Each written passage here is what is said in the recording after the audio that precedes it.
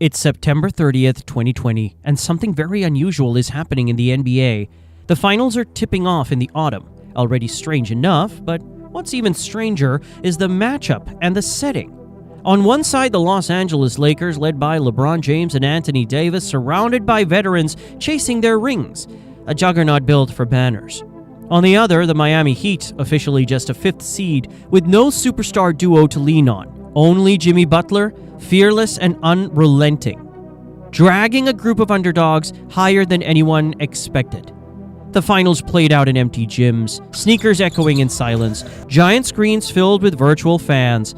This is the story of how David faced Goliath in the most unusual finals the NBA has ever seen. Some called it the most legitimate title ever, others a Mickey Mouse ring. But the truth was far more dramatic. It's March 2020, the NBA was rolling as usual, but dark clouds of a global pandemic were closing in. The Bucks were dominant at 53-12, powered by Giannis' MVP-level performance and looking destined for a finals run. Few would dare to doubt it. That's how unstoppable Giannis seemed during 2019-2020 season. On the other coast, the Lakers with LeBron and Anthony Davis had the best record in the West. The Clippers also had high ambitions with fresh 2019 champion Kawhi and Paul George as a leading duo. This was supposed to be the cure for all the Clippers' struggles for decades. For the first time in years, both conferences looked stacked with true contenders. And then it all froze.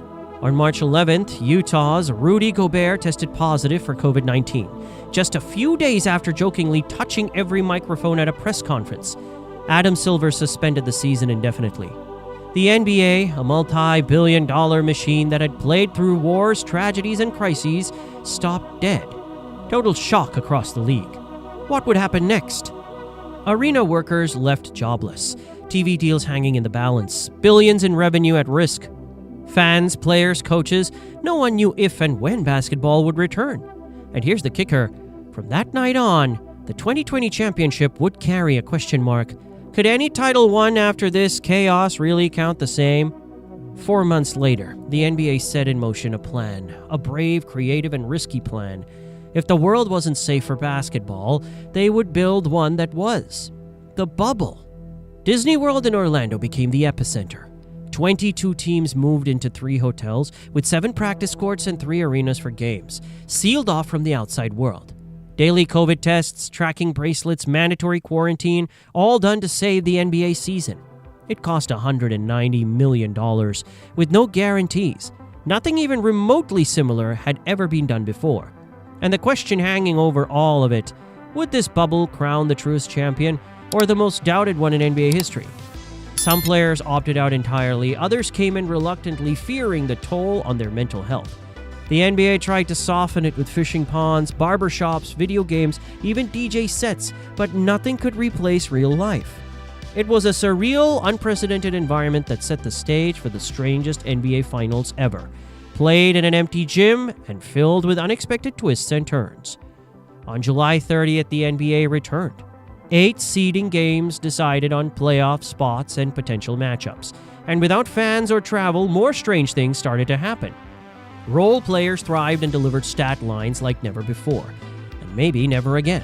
Pressure felt different, and basketball got really weird.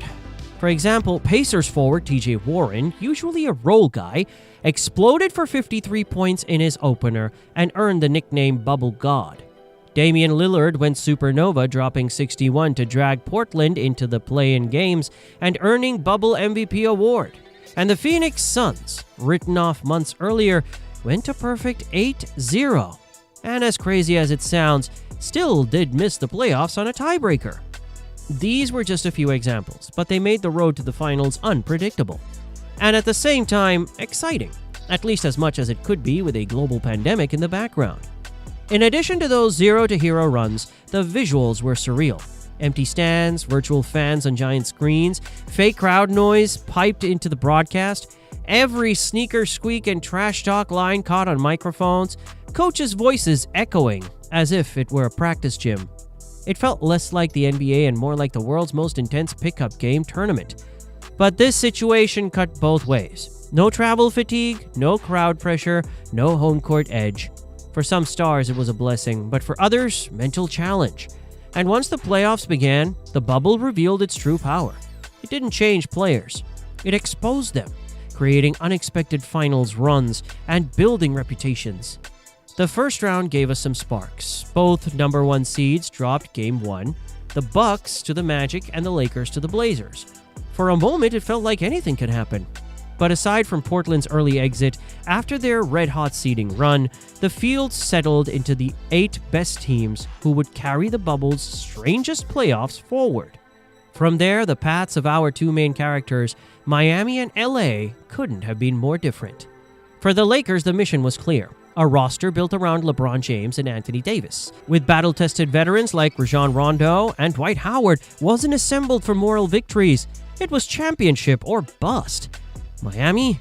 They weren't supposed to be here at all. A 5th seed in the East without multiple superstars to lean on?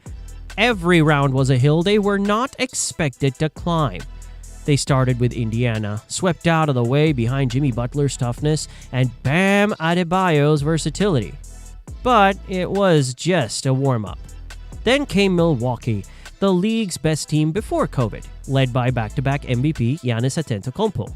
Miami didn't just upset them. They dismantled them in 5. To be fair, Giannis was dealing with ankle issues and couldn't play at full strength. But even so, Milwaukee never looked like the juggernaut they had been in March. Butler and Bam thrived in these circumstances, and the Bucks collapsed. It was a real upset for those who bet on Bucks versus one of LA team's finals. The conference finals for Miami brought Boston. On paper, the Celtics had more talent and more playoff pedigree. But the Heat had belief. Bam's game-saving block on Jason Tatum in Game 1 became an instant classic. Then came Tyler Herro, the 20-year-old rookie, torching Boston for 37 points in Game 4, becoming a legend overnight. By Game 6, Miami had closed it out. Meanwhile, in the West, the Lakers kept checking boxes. After a scare of dropping Game 1 to Portland, LeBron and AD crushed them in 4 straight games, sending bubble MVP Damian Lillard home. In second round, Houston's small ball experiment against the Lakers lasted just 1 game before Vogel made adjustments, leaned into size, and simply destroyed iso ball heavy Rockets and Harden. Then came Denver. Fresh off back-to-back miracle 1-3 comebacks, they looked dangerous, but Anthony Davis shut it down with his Kobe buzzer beater in Game 2. The Nuggets never recovered. 2 very different journeys. One, a powerhouse marching toward the finals as planned. The other, a team of misfits and underdogs breaking through wall after wall. By late September, the stage was set. The Lakers versus the Heat, David versus Goliath. Let's start with the background. The first game was played on September 30th, 3.5 months later than usual. How would NBA veteran bodies react? Yes, players had their pause between mid-March and July, but still the year-after-year rhythm had been broken. Would the unexpected happen and James lose his 7th finals? Or would he get his 4th title? The 2020 finals were set for a real duel. The powerhouse Lakers loaded with star power and chasing Kobe's legacy against the underdog Miami Heat, carried by Jimmy Butler and a group of fearless role players. Game 1 on September 30th was the nightmare start for the already undermanned underdogs, the Heat. The Lakers entered the finals on a mission, without mercy. Anthony Davis dominated with 34 points and 9 rebounds. LeBron did what he always does, steady and consistent, 1 assist shy of a triple-double. Final score, 116-98. Lakers take the series lead. But the bigger story of Game 1 was the injuries. Goran Dragic, a key player of Miami's run, tore his plantar fascia. Bam Adebayo hurt his shoulder. Jimmy rolled an ankle. By halftime, Miami's top 3 players were either hobbled or gone. A 1-0 deficit felt more like a knockout punch. Most analysts inside the bubble were already talking about a sweep. 2 nights later, Game 2 cemented that opinion. This was going to be a sweep. Let's crown the Lakers and go home was the mood. As expected, Los Angeles acted like sharks smelling blood. AD started 14 for 15 from the field, finishing with 32 points. LeBron piled on 33-9-9. To be fair, Miami showed signs of fight. Butler dropping 25-13-8, but without Bam and Dragic, it was still never close. Lakers took a 124-114 win and a 2-0 lead. The sweep looked inevitable. And then came the unexpected. playoff Jimmy shifted into another gear. On October 4th, Game 3 with Bam and Dragic still sidelined, Jimmy Butler delivered a finals performance for the ages. 40 points, 11 rebounds, 13 assists, a massive, almost unreal triple-double. A statement. Miami shocked everyone with a 115-104 win, cutting the series 2-1. Butler outdueled both LeBron and AD together. Only two players had ever pulled off a 40-point triple-double in the finals, Jerry West and LeBron James. Now Jimmy joined them, dragging the Heat through sheer force of will. The underdogs were alive and the silent finals suddenly had drama. Or so we thought. In Game 4, the Lakers made adjustments and struck back. Frank Vogel put Anthony Davis on Butler, and it changed everything. Jimmy was held to 22 points. Bam returned, but far from 100%. LeBron kept doing what he does in the finals, casually posting 28-12-8. Despite Miami's fight, the Lakers ground out a 102-96 win and took a 3-1 series lead, one step away from banner number 17. Many thought the Heat were done and ready to concede the series to a more loaded and healthier Lakers squad. They were mistaken. Game 5 became the heavyweight fight of the bubble. If one game defined these finals, this was it. Jimmy Butler refused to give in. He played 47 of 48 minutes, collapsing between possessions, his body screaming, but his will unbroken. One iconic photo says everything, shows him draped over the baseline banner, exhausted but still standing. He finished with 35 points, 12 rebounds, 11 assists, and 5 steals, a stat line worthy of the game's greatest stars. LeBron answered with a masterpiece of his own, 40 points, 13 rebounds, 7 assists, and 6 three-pointers. Two stars trading blows in silence. Miami survived this one, 111-108. The series was now 3-2. But despite Butler's mammoth efforts, Game 6 was the closeout the Lakers wouldn't miss. October 11, 2020. From the opening tip, they suffocated Miami. By halftime, the lead was 30 points. The Heat's underdog dream was over. But Butler's legend was born. LeBron sealed the championship with 28, 14, 10. His first finals triple-double as a Laker. His fourth championship and his fourth finals MVP. The Lakers lifted banner number 17, tying Boston at the time. Anthony Davis, emotional, said, "All we wanted was to do it for him. I know Kobe's looking down on us, proud of us." For Miami, Jimmy Butler had cemented his legend. Playoff Jimmy, the player who could raise his game to another level, was born. Within the next 3 years, he would pull off another run like this, but fall just short again. For the Lakers, Kobe's spirit carried them through, and for the NBA, these finals were unlike anything before.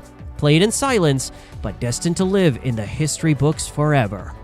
Would you still doubt the greatness of the bubble title? Would you still think it was easy? That it deserves an asterisk? Ask the players, especially those who fought through finals games in October, with nothing but pure basketball and coaching talent deciding outcomes. No crowds, no home court walls to lean on.